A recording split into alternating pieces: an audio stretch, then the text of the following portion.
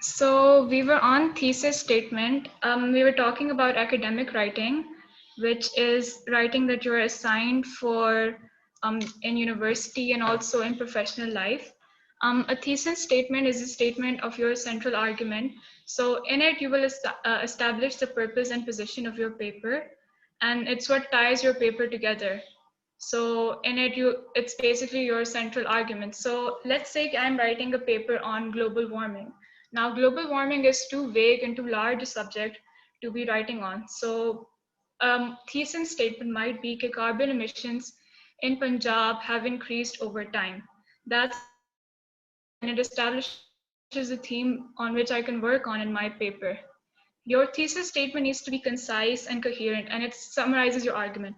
So it's something that you can provide further evidence on and analysis on, and every part of your paper should relate to it. So each sentence will have to relate to it, each paragraph should, and you should go back to it in every part of your essay, and you may refine and revise it. So this is only your first draft, say.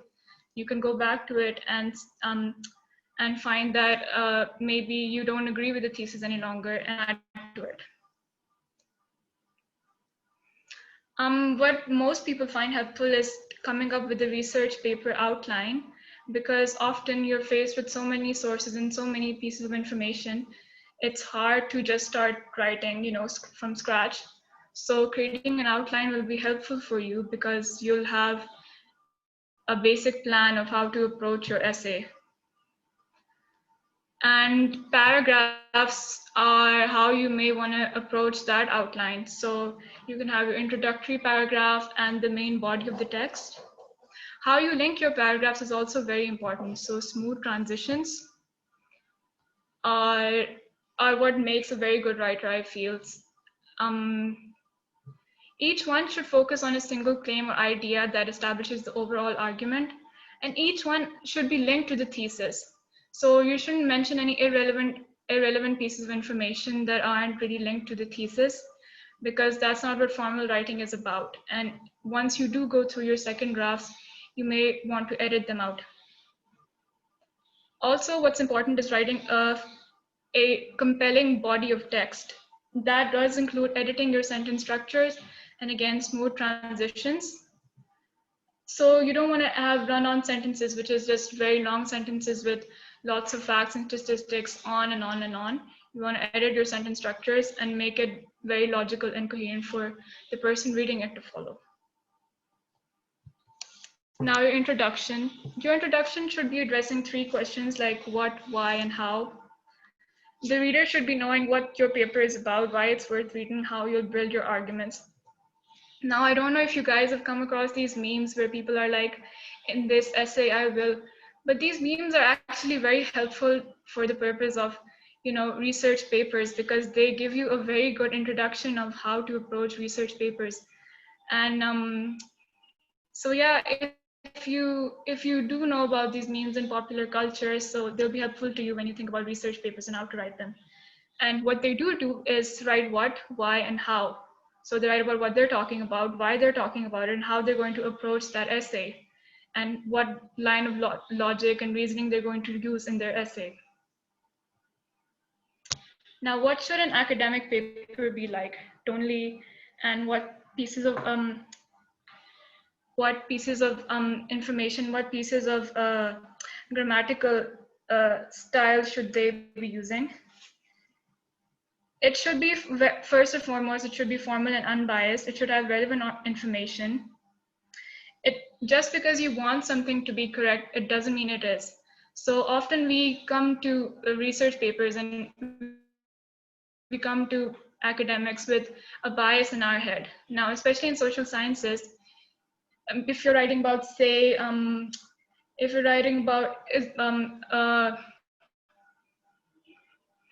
you're writing about animal rights and you have a very strong position on pro animal rights and you want to write rights like that, but you can't find any evidence to support your claims, that would be a wrong step to do in formal writing, because that won't be supported by your structure. Also, lots of formal pieces of writing are are collaborative, meaning they reference and build on the work of other writers. So if you've ever come across a piece of academic writing by a renowned person in academia, you'll notice that they reference other pieces of academic writing and say, well, I concur with this statement, but this part I don't particularly agree on, and then they'll build on it. Also, they are consistently correct and consistent with the language that they use and their tone. So they don't suddenly launch into very emotional and grandiose type of language, and it's not very Oscar Wilde. It's very consistent with the formal tone. You should go steady with adjectives. You shouldn't really launch into them because your tone has to be formal. Now, when you're writing a formal academic research-based writing, you have two types of sources at your disposal, primary and secondary sources. Now, primary sources are those that provide you raw, first-hand evidence. Now, those could be interview transcripts, statistical data, works of art, etc.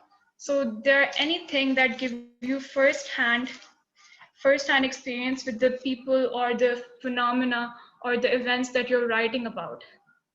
Secondary resources, on the other hand, would provide you second-hand information and commentary from other resources. They would be evaluations, interpretations, or synthesis of the primary sources.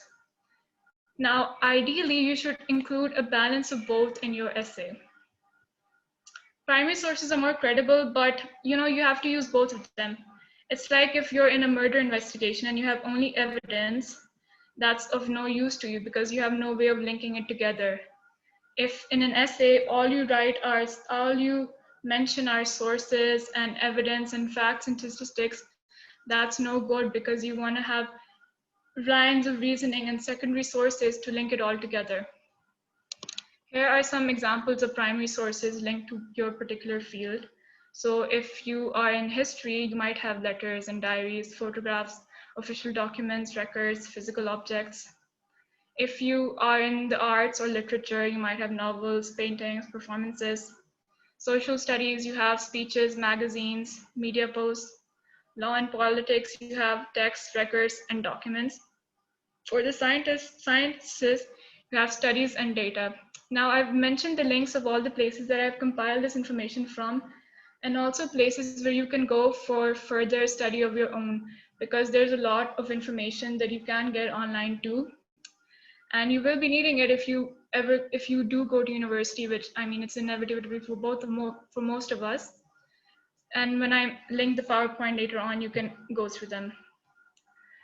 The primary sources and their subsequent secondary sources. A novel would be a primary source, but an article analyzing the novel would be a secondary source. A painting would be a primary source, but an exhibition catalog explaining the painting would be a secondary source. Letter would be primary, biography would be secondary. Results on an opinion poll would be a primary source, but a blog post interpreting those same results would be a secondary source. So, but depending on the context, a primary source can also be a secondary source. So if you're researching about the causes of World War II, the documentary is a secondary source. But if you're looking at filmmaking techniques in the same documentary, it becomes a primary source. Similarly, a novel is a primary source, but critical reception of that novel, the review becomes a secondary source. Okay. Now, why is this distinction important, you may ask?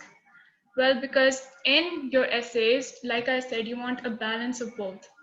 Also, when you look at secondary sources, a lot of them will help you analyze the same primary sources that you've accessed on your own.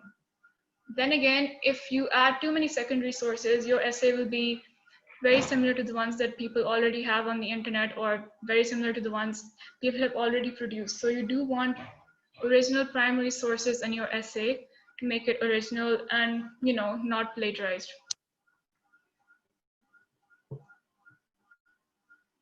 Now, another very important thing about writing an essay is discerning the reliability of sources. There are 4 or 5 steps in discerning the reliability of sources. The first is accuracy. You must verify if your source is accurate. You can do that by double checking the information presented in it by against a source that you trust to be reliable. So if it's making a really outlandish claim that you don't quite trust, you can, Google search it against and find a source that you know is reliable and see if it's correct.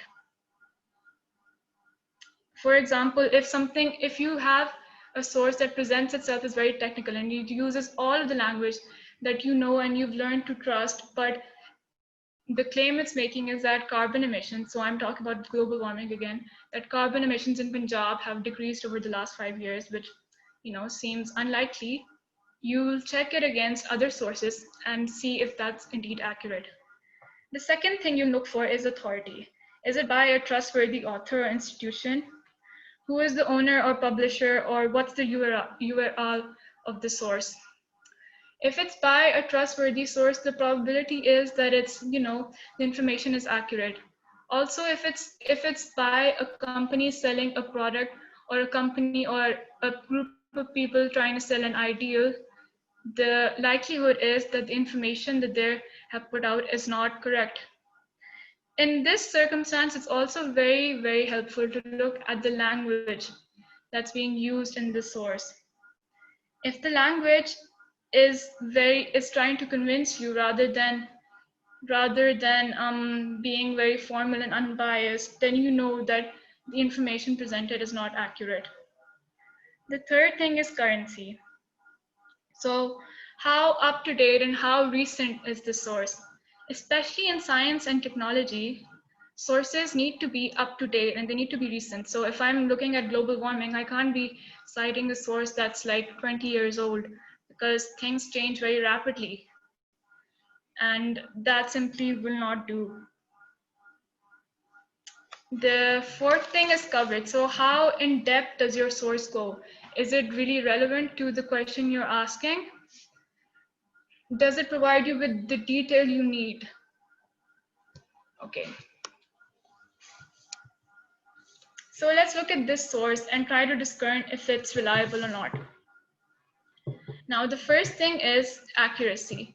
It's made a lot of claims and it's provided us with no ways of checking if those claims are true. It's provided us with no footnotes, no endnotes, no links, no real, it's provided us with no real way to check if those claims are true and no citations. So we can safely say, okay, it's not accurate or we can't trust its accuracy.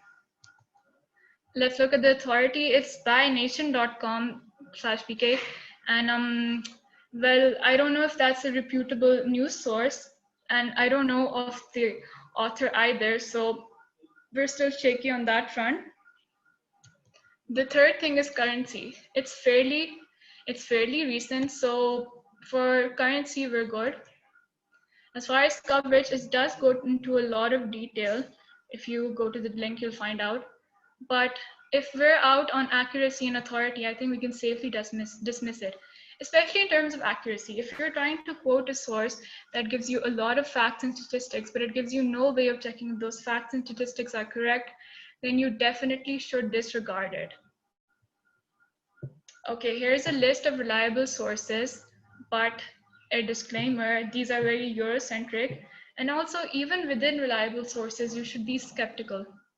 For example, the New York Times sometimes come out with biased articles, even though it's supposed to be a reputable news source, and the BBC is biased within its unbiasedness. Okay, also Wikipedia. A lot of people, when they think, okay, I'm going to find information about something, their first source of information is Wikipedia. They think I'm going to go straight to Wikipedia. But Wikipedia is not a reliable source. I mean, this is straight from Wikipedia. This is what Wikipedia quotes themselves. It can be edited by anyone at any time. So it's basically a compilation of information made by people themselves. I mean, I'm sure you know whenever a celebrity goes through something major or whenever something happens in pop culture, people rush to celebrities' pages to edit something or write something funny. So you can pretty much guess at how reliable it is. Even Wikipedia itself says it shouldn't be quoted on its own reliability. That's how unreliable it is. That being said, it's still a good starting point of information. So reliable sources such as scholarly journals, published books, and official websites. So if you're looking for something like global warming and you want to look at the links of something, you can go down to their references and find out scholarly links and good reliable sources. So it's a good catalog for other references. But you should independently verify any information you're not sure about and do double check against trustworthy sources. If you ever come across this box, disregard that Wikipedia page altogether and do not use it. If you want to cite Wikipedia, there's this link that helps you with more information. But then again, this is not recommended at all, and some institutions have gone so far as banning Wikipedia altogether. Okay, now once you've compiled all your sources and you have a basic outline, and you start writing your essay, you must cite all the sources you have used, all the sources you've quoted and paraphrased to avoid plagiarism, because you must give due credit to all the people and all the authors. Now, there are different types of citation formats that are used by institutions and academics. One of them is MLA and the other is APA. I'm going to be teaching you about both of them today. MLA is commonly used by students of humanities and APA generally by sciences, but there are no hard and fast rules, I feel. Okay, so let's look at an example in APAs. So every time a source is quoted or paraphrased, it will have to be cited. So you'll follow the author date method of in-text citation. Let's say this is the book that I have, which I'm going to be quoting. So I will be citing it as such in my essay. So if I'm saying temperatures in Sindh have increased by 0.5 degrees Celsius annually for the last 5 years, APA citation dictates that I write the author's last name followed by the year when the book was published. If you're citing a very specific part of the source, so for example, I found this out on page 170, I'll also write the page number. I can also write it in a different format where I can be like, okay, Riaz 2018 found the temperatures.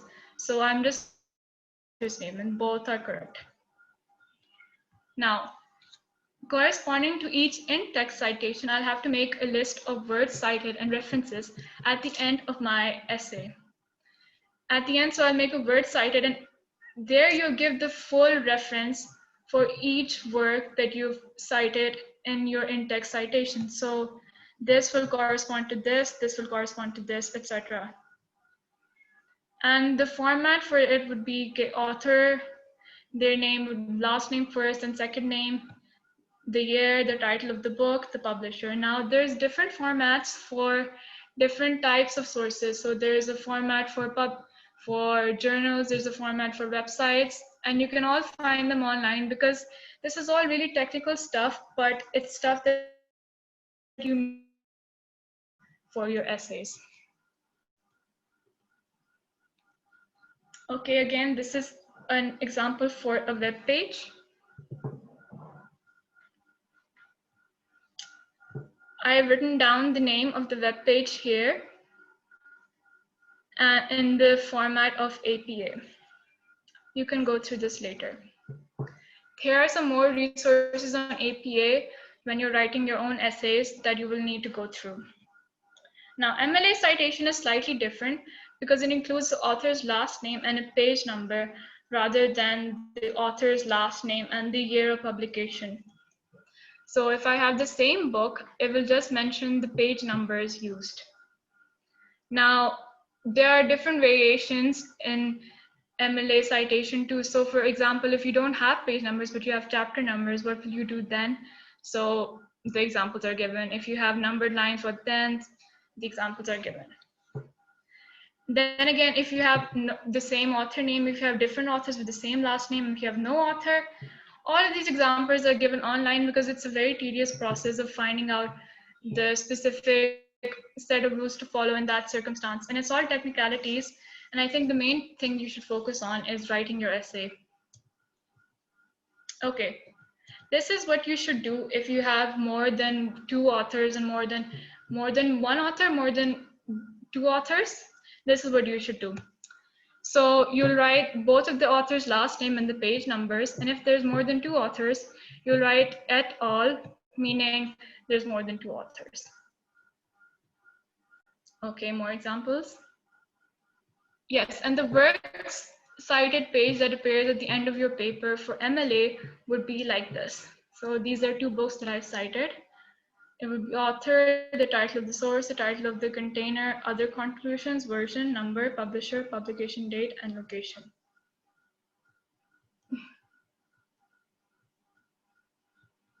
Now, if you were citing a web page, here's how it would go. This is the web page that I have with me. It's Can Climate Change Pakistan by Dawn. So I would name the author's last name, then the first name, the name of the page, Dawn, the date, and the URL. Okay, more examples. Now, whether or not you should add footnotes or not in essays. Footnotes can be added if you want to add a further detail in your essay. So for example, you want to say, if you want to look at more insightful commentary related to something you've written about, go to this page. Or if you want to look at a graph, check out this page, or anything at all, you can add a footnote in your essay. And how you do that, I've inserted here because the first time I learned how to do it, I felt incredible. I'm sure most of you will know how to do it anyways. Now, the conclusion of your essay. In the conclusion, things you absolutely should not do is present any new information. I don't know if you guys have been told this, but when I was doing my Pak Studies Islam and Islamiyat O levels, I was told that for a 7-mark question or something, right at the end, I should write something completely new to tie it all together. But don't do that here. You should stick to your central argument and thesis and just carry that spirit on and write something that's very much consistent with it.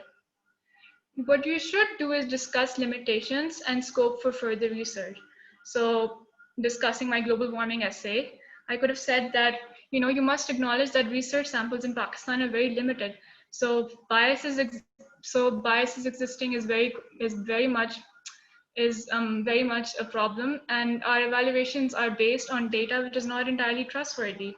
So we should conduct more research on a larger scale for a fair analysis. That could have been a good conclusion. If you guys are willing for an assignment, you should write your own essays. You can reach out to me on my email.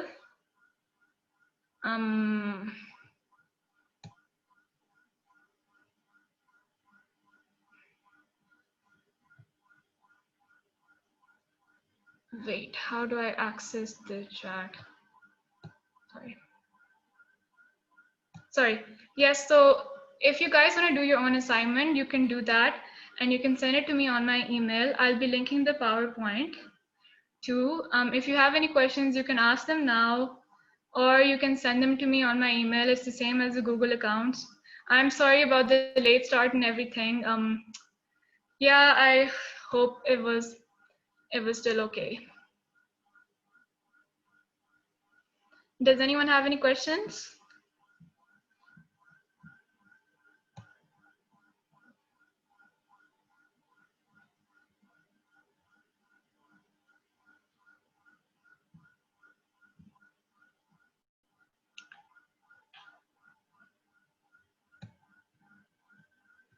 Okay, I'll be linking the presentation.